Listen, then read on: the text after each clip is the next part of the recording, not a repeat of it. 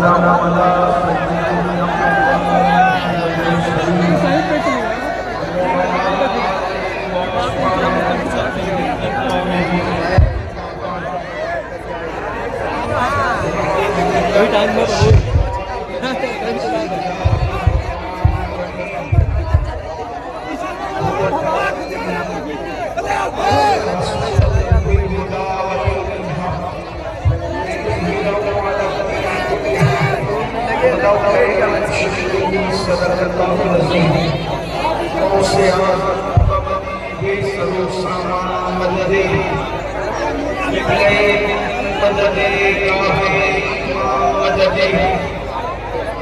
سيدنا پسند کا کھانے ہیں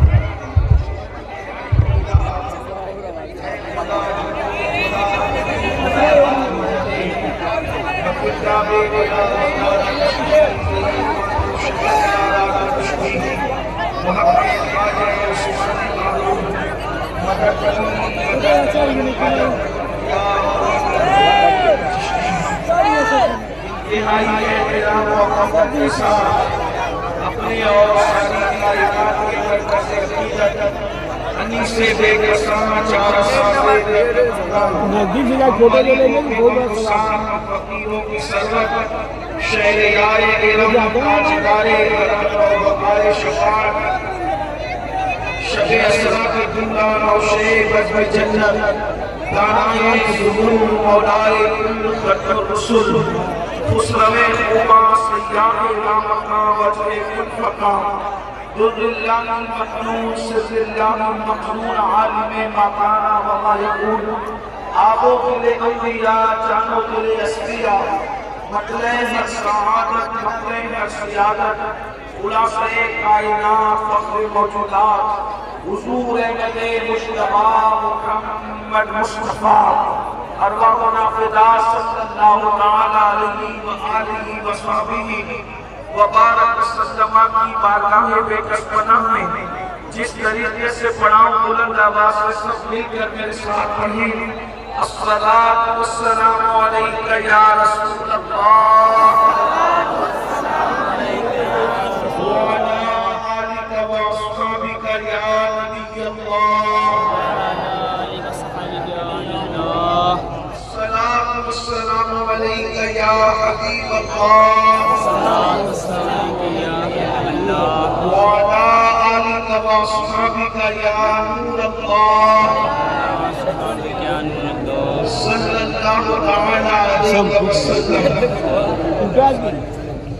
عرش کی عقل بندی ہے چرخ میں آسمان ہے عرش کی عقل بندی ہے چرخ میں آسمان ہے جانے مراد اب کدھر بھائی تیرا مکان ہے عرش پہ تازہ چھیڑ چھاڑ فرش پہ ترفہ دھوم دھام کان جدھر لگائیے تیری ہی داستان ہے یا رسول اللہ کان جدھر لگائیے تیری ہی داستان ہے بزم ثنائے زلف میں میری عروس فکر کو بزم ثنائے زلف میں میری عروس فکر کو ساری بہار حشر خلد چھوٹا سا انتظام ہے پیش نظر وہ نو بہار سجدے کو دل ہے بے قرار روکیے سر کو روکیے ہاں یہی امتحان ہے وہ جو نہ تھے تو کچھ نہ تھا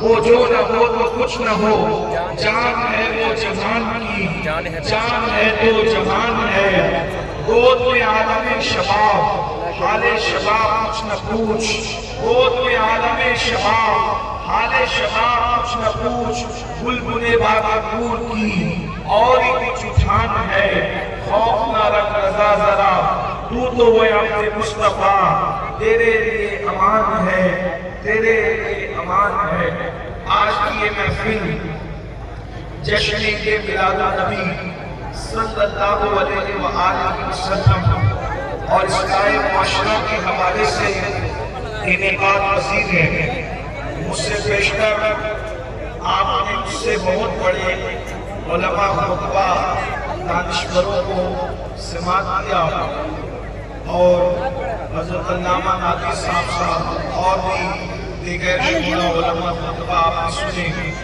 مجھے حافظ اچھی میاں صاحب نے جن عناوین کی طرف اشارہ کیا ہے اسی مناسبت سے یہ آیت کریمہ کی تلاوت کرنے کا شرف اللہ تبارک و تعالیٰ اس کے مطابق اور اسے عام کرنے کی توفیق عطا فرمائے. یہ میلاد النبی کا مہینہ ہے. مسلمان کا بچہ بچہ جانتا ہے کہ ربیع الاول شریف کی 12 تاریخ کو پیر کے دن 571 عیسوی 20 اپریل کو اللہ کے رسول صلی اللہ علیہ وسلم اس دنیا میں تشریف لائے. آقا کریم صلی اللہ علیہ وسلم اپنے مہینے کی 20 تاریخ عیسوی سنہ 571 تھا. مہینہ ربیع الاول شریف کا تھا اور پیر کا دن تھا. اللہ کے حبیب علیہ السلام دنیا میں تشریف لائے. دنیا میں جتنے بھی لوگ تشریف لائے کروڑوں لوگ آئے اور اس کے بعد بھی بے شمار لوگ آئیں گے. لیکن اس شان سے دنیا میں کوئی نہیں آیا جس شان سے ہمارے آقا تشریف لائے. ان کا دنیا میں آنا بھی بالکل بے مثال ہے. صحیح رہے وہاں چلا جا کہ وہ پیچھے چلا بہت پیچھے چلا ہے. ارے پیچھے والے ویسے اٹھن کروا دیتے تھے معاملہ سمجھ کوئی ہے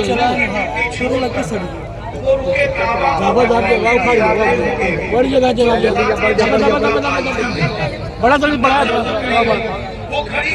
ہو گیا بڑا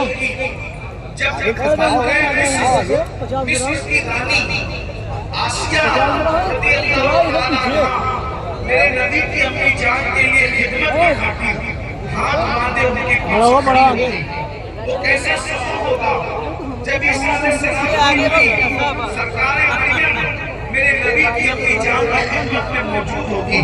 وہ کیسا سفر ہوگا کہ حضرت حوا ساری کائنات کے انسانوں کی اپنی جان میرے نبی کی اپنی جان کی خدمت میں کھڑی ہوگی. وہ کیسا سفر ہوگا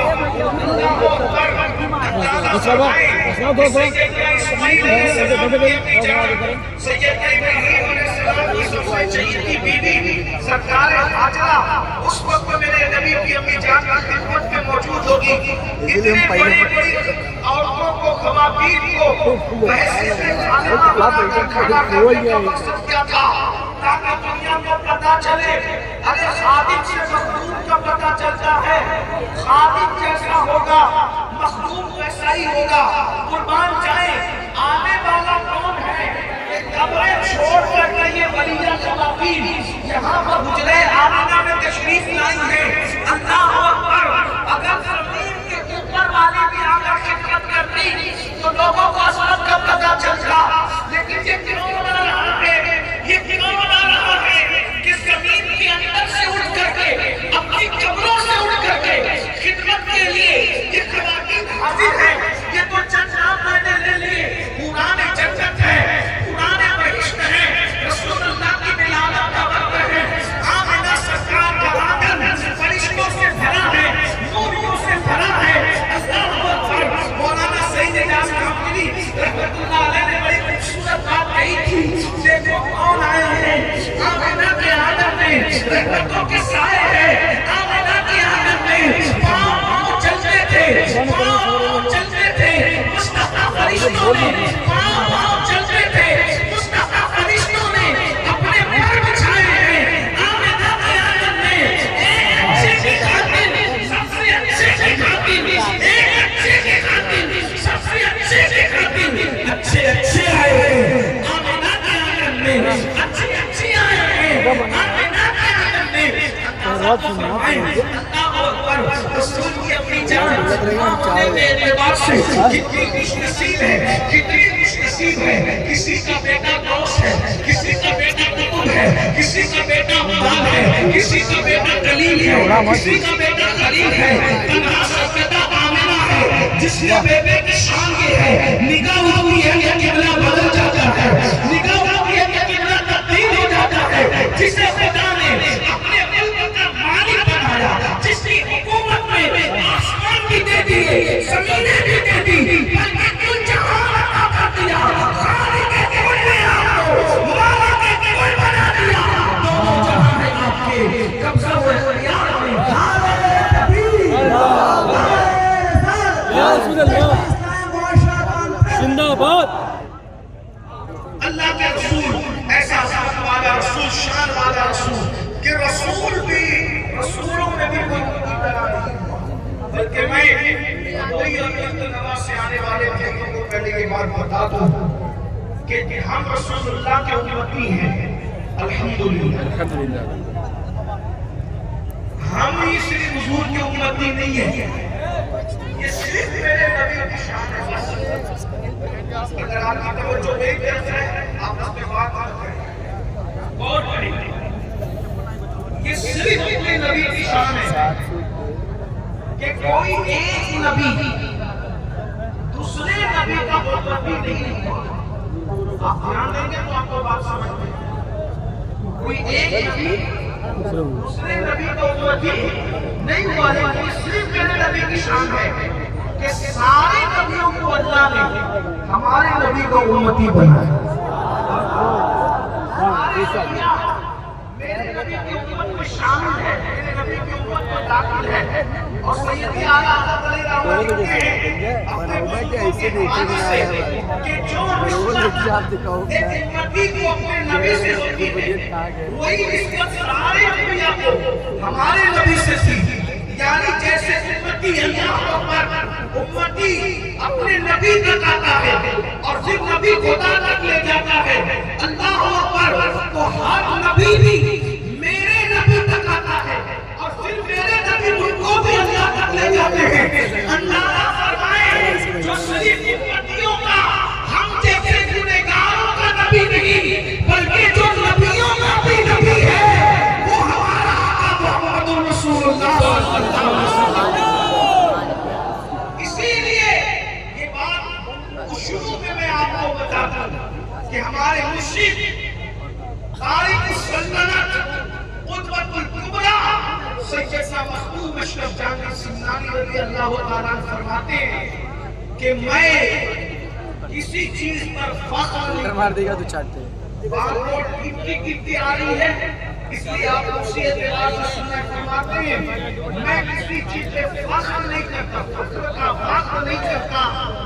لیکن چار چیزیں ہیں، ان میں سے چار میں سب سے پہلی چیز جس پر مجھے فخر ہے فرماتے ہیں کہ اللہ نے مجھے آخری نبی کا امتی بنایا ہے، اس پر میں فخر کرتا ہوں. آپ کو بات سمجھ میں نہیں آئی ہوگی لیکن یہ بات میں آپ کو تھوڑا سمجھاؤں. وہ امام حسین کی اولاد میں ہے، سید ہیں، لیکن اولاد حسین ہونے پر فخر نہیں ہے. انہیں شکر تو ہے، فخر نہیں. توجہ، حسینی سید ہونے پہ فخر نہیں. وہ غوث العالم ہے، غوث العالم ہونے پر بھی فخر نہیں. مقام غوثیت ملنے پر بھی فخر نہیں، سیادت ملنے پر بھی فخر نہیں، نسل بعد نسل بادشاہ ہونے پر بھی فخر نہیں. اگر وہ فخر ہے تو اس نسبت پر کہ اللہ نے مجھے اپنے محبوب کا غلام بنایا ہے، آخری نبی کا امتی بنایا. آخر وقت صاحب سے کوئی سیکھے تو صحیح کہ حضور کا امتی ہونا کیا منصب ہے کہ وہ مقام غوثیت میں فخر نہیں کرتے. وہ حسینیت بلکہ حسینی سید ہونے پر شکر ہے مگر فخر نہیں کرتے. اگر فخر کر رہے تو آخری نبی کا امتی ہونے پر فخر کر رہے. اس کا مطلب یہ کیا شرف ہے. 70 انبیاء کرام نے دعا کی تھی کہ اللہ ہمیں آخری نبی کا امتی بنا دے. 70 انبیاء نے دعا کی تھی. ان 70 نبیوں میں حضرت موسیٰ بھی ہے، حضرت عیسیٰ بھی ہے. ایسے ایسے بندوں کا دعا کرتے رہے کہ اللہ ہمیں آخری نبی کا امتی بنا دے. لیکن اللہ نے بن مانگے مجھ جیسے گنہگار کو اور آپ جیسے کو بن مانگے بغیر دعا کے آخری نبی کا امتی بنایا. اگر آپ اس نسبت کو سمجھ سکتے تو سمجھے. لوگ کہتے ہوئے نظر آتے ہیں نا کہ فلاں آدمی مقدر کا سکندر ہے. یار کیا وہ سکندر ہے اپنے مقدر کا؟ میں نے کہا بھائیو یہ مقدر کا سکندر کیا اوقات رکھتا ہے؟ اس لیے کہ سکندر کے مقدر میں آدھی سے زیادہ دنیا آئی. جو نوجوان تاریخ پڑھتے ان کو معلوم ہوگا, جو نہیں پڑھتے وہ سن لے. سکندر کا باپ یونان کا بادشاہ تھا, ایک چھوٹے سے گاؤں کا, یونان کے چھوٹے سے گاؤں کا بادشاہ تھا. سکندر اتنا محنتی اور ذہین تھا کہ اس نے یہ طے کیا کہ میرا باپ چھوٹے سے دیہات کا بادشاہ ہے تو میں نے پوری دنیا کا بادشاہ بننا ہے. تو اس نے محنت کی اور محنت کر کے ہر جوانی میں 38 سال 8 مہینے کی عمر میں یا 32 سال 8 مہینے کی عمر میں اس کا انتقال ہو گیا. لیکن 32 سال 8 مہینے کی عمر تک پہنچتے پہنچتے سکندر آدھی سے زیادہ دنیا کا بادشاہ بن گیا. اب مسلمانوں سن لو, یہ جملہ دل و دماغ میں بسا لو, اپنی نسلوں کو اس کو منتقل کرنا. سکندر نے اتنی محنت کی, آدھی سے زیادہ دنیا اس نے فتح کیا, لیکن ٹائیفائڈ کے مرض میں وہ مر گیا. وصیت کر گیا جب میں مر جاؤں تو میرے جنازے کے باہر ہاتھ کر دینا. اب سکندر کا مقدر سن لو, سکندر وہ مقدر والا ہے کہ جس کی تقدیر میں آدھی دنیا میں فتح لگی ہے اور ہاتھ خالی لینے کے جا رہا ہے. اگر سکندر زندہ ہوتا تو میں اس کا دامن پکڑ کے کہتا ہمارے مقدر پر تو رخ کر, ہمارے مقدر پر تو رشک کر. کیوں تیرے مقدر میں آدھی دنیا اور جنازے میں ہاتھ خالی اور ہمارے مقدر میں اللہ محبوب ہے. لبیک یا رسول اللہ, لبیک یا رسول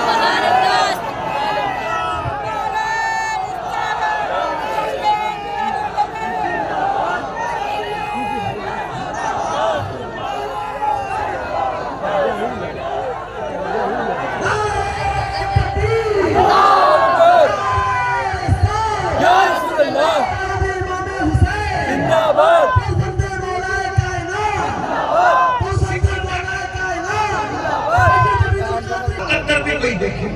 ہمارے مقدر میں اللہ کا محبوب ہے, ہمارے مقدر میں اللہ کا محبوب ہے. لیکن ایک بات آپ سے عرض کروں, اب یہاں پر بات کس طرف جا رہی توجہ کریں. ہمارے مقدر میں اللہ کا, بولے اللہ کا, جس نے نماز پڑھی بولے اللہ کا, اللہ کا, ہمارے مقدر میں اللہ کا, اللہ کا محبوب ہے. اللہ کا محبوب ہمارے مقدر میں. اور ایک بات بتاؤں, نبی جو ہوتا ہے وہ امت کا مقدر ہوتا ہے. توجہ کریں, بڑی قیمتی امت کا نبی, امت کا مقدر ہوتا ہے. اسی لیے حضور سوتے نہیں تھے, جلدی سوتے, رات بھر جگتے تھے. کیوں؟ تاکہ امت کو بتا دیں تم وہ لوگ ہو کہ تمہارا مقدر جاگ رہا ہے. تم وہ لوگ ہو کہ تمہارا مقدر جاگ رہا ہے. لیکن اب آپ سے کہوں, بولو مقدر کی سب لوگ قدر کرتے کہ نہیں کرتے؟ بلکہ مقدر کہتے اس کو ہے جس کی قدر ہونی چاہیے. اس لیے قدر سے ہی مقدر ہے. علم والے جانتے قدر سے ہی مقدر ہے.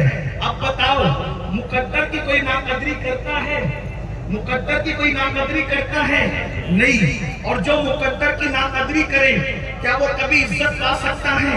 کیا کبھی وہ وقار پا سکتا ہے؟ کیا کبھی وہ شان و شوکت پا سکتا ہے؟ اب بتاؤ مسلمانوں, 70 انبیاء ان کے امتی ہونے کی دعا مانگتے رہے اور ہمیں اللہ نے بن مانگے ان کا امتی بنایا. اور پھر اللہ اکبر, امتی ہی نہیں بنایا بلکہ اللہ امتی ہی نہیں ہے بلکہ وہ نبی اپنی امت سے اپنی جان سے زیادہ پیار بھی کرتے ہیں, اپنی جان سے زیادہ محبت بھی کرتے ہیں. آئیے ان کی محبت کے جھلک آپ کو دکھاؤں. اللہ اکبر. ہمارے بزرگوں نے فرمایا حدیث پاک میں آیا ہے کہ جب تمہارے تمہارے کان بجا کرے، جب تمہارے کان بجا کرے اس وقت تو آقا پر سلام پڑھا کرو۔ جب کان بجا کرے، کان بجنا سمجھتے ہیں، اچانک کان میں آواز آتی ہے، ہمیں لگتا ہے کسی نے پیچھے سے آواز دی، جب ہم مڑ کر کے دیکھتے ہیں، پلٹ کر دیکھتے ہیں، کوئی نظر نہیں آتا، تو کچھ لوگ کیا کہتے ہیں؟ جنات کی آواز آئی، چڑیل کی آواز آئی، بھوت کی آواز آئی، اس کی آواز آئی، اس کی آواز آئی۔ لیکن اسلامی تصور اس آواز کا صوفیہ کے نزدیک کیا ہے، اولیاء اللہ کے نزدیک کیا ہے؟ بزرگوں نے فرمایا جب تمہارے کان بجے، یعنی اچانک تمہیں کوئی آواز آئے اور مڑ کر دیکھو کوئی نہ ہو، تو اس وقت تم درود پڑھا کرو۔ کان کیوں بجتے ہیں؟ اب کان بجنے سے پردہ اٹھایا جا رہا ہے۔ امام اہل سنت پردہ اٹھاتے ہیں، فرماتے ہیں صاحبو اس لیے کان بجنے پہ درود پڑھنا چاہیے کہ اللہ کے رسول علیہ السلام پیدا ہوئے تو کیا بولتے ہوئے پیدا ہوئے؟ رب حبلی امتی، پوری زندگی کہتے رہے رب حبلی امتی۔ اور جب حضور علیہ السلام کو بعد وصال قبر انور میں رکھا جا رہا تھا، سرکار کو قبر انور میں رکھا جا رہا تھا آرام کے لیے، اس وقت بھی حضور کے ہونٹ ہل رہے تھے، اس وقت بھی لبوں پر جنبش تھی۔ میرے آقا علیہ السلام کے لبوں کو جب کام لگایا گیا تو مولا کائنات شیر خدا سید السادات سیدنا علی کے مرتضیٰ کرم اللہ تعالی وجہ الکریم ارشاد فرماتے ہیں کہ جب میں نے اپنے آقا کے لبوں کو کان لگایا تو اس وقت بھی آواز آ رہی تھی۔ قبر انور میں جب لٹا دیا گیا تب رب حبلی امتی، رب حبلی امتی۔ اور آقا علیہ السلام جب قبر انور سے اٹھیں گے تو بھی یہی کہتے ہوئے اٹھیں گے رب حبلی امتی، رب حبلی امتی۔ اندازہ کریں پیدا ہوئے ہمیں یاد کرتے رہے، پوری زندگی ہمیں یاد کرتے رہے، معراج پہ گئے ہمیں یاد کرتے رہے، آسمانوں پہ گئے ہمیں یاد کرتے رہے، زمین پر گئے ہمیں یاد کرتے رہے، سجدے میں پیشانی رکھ کر رب حبلی امتی کہتے رہے، خدا کے قرب میں پہنچے وہاں رب حبلی امتی کہتے رہے، حتیٰ کہ قبر میں ان کو آرام کے لیے لٹایا جا رہا ہے تب بھی رب حبلی امتی کہہ رہے ہیں۔ میدان اور قیامت کے دن اٹھیں گے اپنی قبر سے تو بھی رب حبلی امتی کہتے ہوئے اٹھیں گے، اللہ کی بارگاہ میں حاضر ہوں گے تو بھی رب حبلی امتی کہتے ہوئے حاضر ہوں گے۔ تو امام اہل سنت لکھتے ہیں قبر میں رکھے گئے تو رب حبلی امتی کہہ رہے تھے اور قبر سے اٹھیں گے تو بھی رب حبلی امتی کہتے ہوئے اٹھیں گے۔ تو گویا کہ ابھی بھی حضور کیا کہہ رہے ہیں؟ رب حبلی امتی ابھی بھی کیا کہہ رہے ہیں؟ رب حبلی ابھی بھی کہہ رہے ہیں، ابھی بھی کہہ رہے ہیں۔ تو حضور علیہ السلام کی یہ جو آواز ہے، یہ آواز کبھی کبھی کسی غلام پہ کرم ہو جاتا ہے اور حضور کی یہ نکلنے والی آواز کسی امتی کے کان سے ٹکرا جاتی ہے تو اس کو لگتا ہے کہ میرے کان بج رہے ہیں، وہ کان نہیں بج رہے ہیں، رسول اللہ کی آواز تیرے کانوں میں آ گئی ہے۔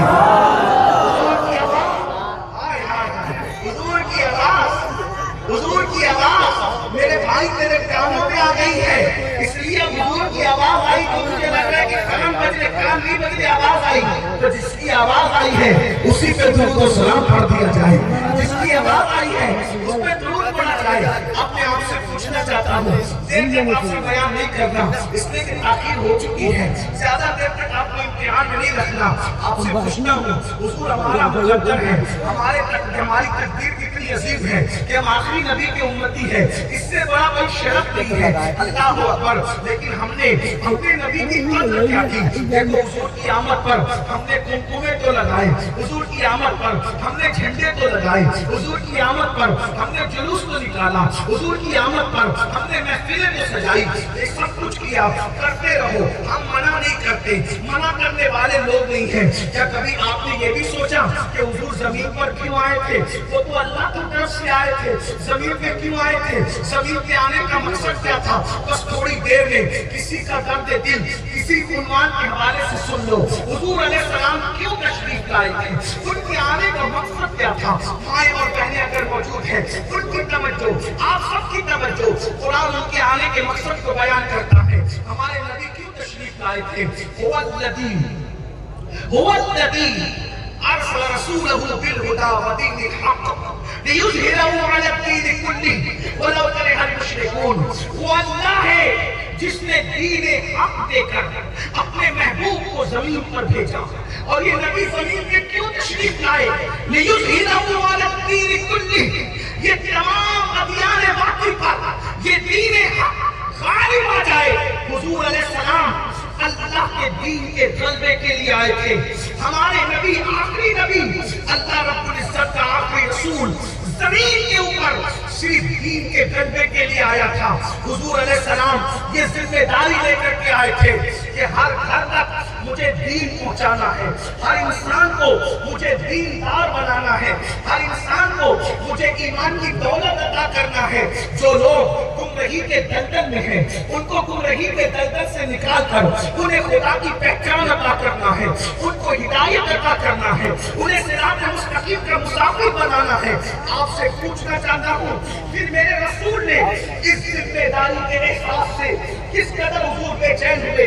جب اللہ کے رسول پر پہلی وحی نازل ہوتی ہے تو حضور کانپ گئے. وہ رسول جو جبریل کو دیکھ کر نہیں کانپا، وہ رسول جو اللہ کو دیکھ کر بھی نہیں کانپا. میں بہت بڑی بات کہنے لگا ہوں، جو خدا کا دیدار کرنے بھی، جو اللہ کا دیدار کرنے بھی نہیں کانپا، جو جبریل کا دیدار کرنے بھی نہیں کانپا، لیکن وہ رسول کب کانپ رہے؟ حضور کے وجود میں تب ہے. اس کو محسوس کرو. یہ گفتگو محسوس کرنے کی ہے. خدا کو دیکھا تو قرآن کہتا ہے ما ذاق البصر وما طغى. ارے کانپنا تو دور کی بات، ان کی پلک بھی نہیں چلتی. خدا کو دیکھ کے کانپنا تو دور کی بات، پلک بھی نہیں چلتی. ٹکٹی کی بات کو دیکھے، ٹکٹی کی بات کو دیکھے، صرف دیکھنا ہی نہیں ہے. فَأَوْحَىٰ إِلَىٰ عَبْدِهِ مَا أَوْحَىٰ. اور باطن کلام بھی ہوتا رہا. لیکن حضور کیوں کہا ہے؟ کچھ لوگوں کو ٹھوکر لگی کہ جبریل کو دیکھ کر کیا. میں نے کہا جبریل کو جھولا جھولانے آتے تھے، جبریل کو تو جھولے میں کیوں نہیں کانپے؟ 40 سال کی عمر میں ہیرا سے اترتے ہوئے کیوں کانپے؟ جبریل کو دیکھ کر نہیں کانپے. اس لیے کہ جبریل کو خادم ہے. کوئی خادم کو دیکھ کر نہیں کانپتا. جبریل تو وزیر ہے، کوئی وزیر کو دیکھ کر نہیں کانپتا ہے. پھر حضور کیوں کانپے؟ اب اس کو سننا. کانپ رہے ہیں اور کانپتے ہوئے آئے ہیں. اور سیدہ خدیجہ سے کہا مجھے کمبل دو، مجھے کمبل دو. حضور کیوں کانپ رہے تھے؟ کانپنے کی وجہ ہمارے بزرگوں نے فرمایا کانپنے کی وجہ یہ تھی کہ حضور کو احساس ذمہ داری تھا. ذمہ داری کا احساس تھا کہ یا اللہ 360 معبودان باقی کی عبادت کرنے والوں کو ایک خدا وحدہ شریک کی طرف جھکانا ہے. 23 سال کے چھوٹے سی مدت میں پوری دنیا کے اندر تیرا پیغام پہنچانا ہے.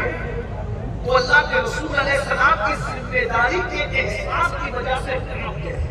اب جان دینا جس ذمہ داری کے احساس سے رسول پر کب کبھی تاری ہو رہی ہے، آج اس ذمہ داری کو مسلمانوں نے کیا محسوس کیا؟ کیا محسوس کیا؟ یعنی اللہ کے رسول کے نزدیک دین کی اہمیت کتنی ہے کہ میں نے دین کا پیغام پہنچا. اور اسی احساس ذمہ داری کی بنیاد پر آخری خطبے میں سارے صحابہ کو جمع کر کے کہتے بتاؤ کیا تم اس بات کی گواہی دیتے ہو کہ میں جو پیغام لے کر آیا تھا اللہ کا میں نے وہ سب تم تک پہنچا دیا؟ صحابہ سے پوچھیں. حالانکہ اللہ خود گواہی دے رہا ہے لیکن حضور صحابہ سے پوچھ رہے ہیں. یہ دین کی اہمیت ہے. لیکن آج مسلمان کے پاس دین کی اہمیت کیا ہے؟ اسی دین کی خاطر رسول اللہ کے دندان شہید ہوئے احد کی وادیوں میں. اسی دین کی اشاعت کی خاطر رسول اللہ کی 2 شہزادیوں کو طلاق دی گئی. اسی دین کی خاطر طائف میں اللہ کے رسول علیہ السلام کے پتھر برسائے گئے. یہ میں نے آپ کے سامنے 3 مرتبہ بیان کیا. اگر آپ مجھے سنتے ہیں تو آپ کو پتا ہوگا، میں اس کو دہراؤں گا نہیں. لیکن آج جو بات آپ سے کرنی ہے، جس دین کو ہمارے گھر تک پہنچانے کے لیے نبی کی شہزادیوں کو طلاق دی جا رہی ہے. حضور علیہ السلام کو پورے خاندان کے ساتھ 3 سال تک کے شعب ابی طالب میں قید کیا جا رہا ہے. اللہ کے رسول علیہ السلام کا سوشل بائیکاٹ کیا جا رہا ہے. اللہ کے رسول کے راستے میں کانٹے بچھائے جا رہے ہیں، اور حضور علیہ السلام سے عشق کا دعویٰ کرنے والے مسلمانوں، ہمارے نبی نے وہ دن بھی دیکھے ہیں کہ جب اللہ کے رسول کے گھر میں کھانا پکتا تھا تو اسلام کے دشمن لوگ رسول اللہ کے گھر کی ہانڈی میں گندگی اور غلاظت لا کے ڈال دیا کرتے تھے۔ اللہ کے رسول علیہ السلام جب نماز پڑھتے تھے اونٹ کی اجڑی پیٹ کے لا کے ڈال دی جاتی تھی، لیکن حضور علیہ السلام نے ہمت نہیں ہاری، بلکہ حضور نے اپنے مشن میں لگے رہے کہ میں نے مشرق سے لے کے مغرب تک، شمال سے لے کے جنوب تک ہر گھر میں اذان کی آواز پہنچانی ہے، ہر گھر میں قرآن پہنچانا ہے، ہر گھر میں دین پہنچانا ہے۔ اب مجھے بتاؤ، اگر یہ مدوئی کے چھوٹے چھوٹے دیہاتوں میں 5 وقت اگر اذان کی صدا بلند ہوتی ہے تو یہ کس کی محنتوں کا نتیجہ ہے؟ کس کی محنتوں کا یہ ثمرہ ہے؟ یہ اللہ کے رسول کی محنتوں کا۔ بھائیو، اگر ہم مالدار ہو جائیں، ہمارا باپ کما کر کے مالدار ہو جائے، ہم لوگ کیا کہتے ہیں؟ نہیں مولانا، ہم اپنے باپ کی دولت کو ضائع نہیں ہونے دیں گے۔ کیوں؟ اس لیے کہ میرے باپ کا پسینہ، ماتھے کا، پیشانی کا پسینہ جو ہے وہ تلوے تک آیا تھا، تب کہیں جا کر کے ہم لوگ مالدار بنے ہیں۔ میرا باپ واقعی سے رہا تب ہم مالدار بنے ہیں۔ کبھی میرا باپ دلی گیا ہے، کلکتہ گیا ہے، سعودی گیا ہے، لوگوں کی مزدوریاں محنت کی ہے، تب کہیں جا کر ہم مالدار بنے ہیں۔ ہم مال کو ضائع نہیں کریں گے۔ میں پوچھتا ہوں، میں سلام کرتا ہوں ایسے بیٹوں کو جو اپنے باپ کی کمائی کی دولت کی قدر کرتے ہیں، لیکن ایک سوال یہ بھی کرتا ہوں، تمہیں باپ کے پسینے کی تو قدر ہے، باپ کی کمائی ہوئی دولت کی تمہیں اہمیت ہے، لیکن کیا رسول اللہ کے خون کی تمہیں اہمیت ہے؟ ارے تمہارے باپ کا پسینہ ماتھے کا جب تلوے تک آیا تو تم مالدار بنے، لیکن یہ اسلام کی جو ہریالی نظر آ رہی ہے، نبی کا پسینہ ماتھے کا تلوے تک نہیں آیا تھا، بلکہ رسول اللہ کا خون جو ہے ماتھے کا وہ تلوے تک آیا تھا۔ اللہ اکبر! اتنا خون بہا ہے اللہ کے رسول کا طائف کی وادی میں کہ حضور کی نالین ان سے بھر گئی۔ نالین شریف جسے ہم جوتے کہتے ہیں، لیکن حضور کے لیے جوتے نہیں بلکہ ہم ادب کے لیے نالین کہتے ہیں۔ اللہ کے رسول کے دونوں نالین خون سے بھر گئے۔ کتنا خون نکلا ہوگا، کتنا خون کہ اللہ کے رسول کی نالین خون سے بھر گئی۔ اور حضور علیہ السلام کی نالین کھلی ہوئی نہیں ہوتی تھی، حضور علیہ السلام کی نالین جوتے ٹائپ ہوتی تھی، یعنی بندھی ہوئی ہوتی تھی۔ حضور کی نالین خون سے بنی، حضور پر غشی کی کیفیت تاری ہوئی۔ اللہ کے رسول چلنے کے حوالے سے رک گئے اور درخت کی ٹہنی پکڑ کر کے بیٹھ گئے، لیکن آقا خود فرماتے ہیں جب میں درخت کی ٹہنی پکڑ کر بیٹھ جاتا تھا تو وہ دونوں طرف کے میرے کندھے پکڑ کے بازو پکڑ کے مجھے اٹھاتے تھے اور میری پنڈلیوں میں پتھر سنتا تھا۔ یہ دین آج عرب سے ہندوستان آیا، افریقہ گیا، امریکہ گیا، دنیا کے کسی کونے میں گیا، سب سے پہلی محنت اللہ کے رسول کی ہے۔ پھر اس کے بعد اہل بیت اور صحابہ کی جو محنت ہے وہ تو آپ جانتے ہیں کہ صحابہ پر وہ دن بھی گزرے کہ ان کو دفن کرنے کے لیے کفن تک نصیب نہیں تھا مسلمان۔